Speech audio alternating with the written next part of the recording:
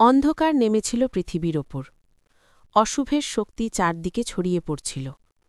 দেবতারা কাঁপছিলেন, কোনো আশা দেখা যাচ্ছিল না।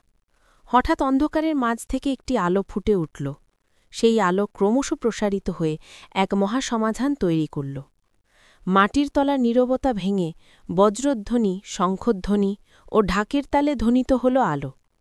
ধীরে ধীরে একটি ভয়ঙ্কর কিন্তু করুণাময় রূপ নিল।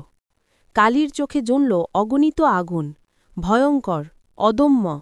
তার দেহ থেকে নেমে এলো শক্তি, যা এক মুহূর্তেই সমস্ত অশুভকে ধ্বংস করল। দেবতারা চোখে বিশ্বাস করতে পারছিলেন না। কালীর হাতে অসংখ্য অস্ত্র, মুখে ভয়ঙ্কর হাসি, তবু হৃদয়ে দয়া। সমস্ত দুষ্ট শক্তি হার মানল। অন্ধকার ছিন্ন হয়ে গেল। পৃথিবী শান্ত হল। আলো ফিরল। দেবতারা কণ্ঠে করলেন ধন্যবাদ যে মা কালী, তুমি আসলে সব অশুভকে দূর করো।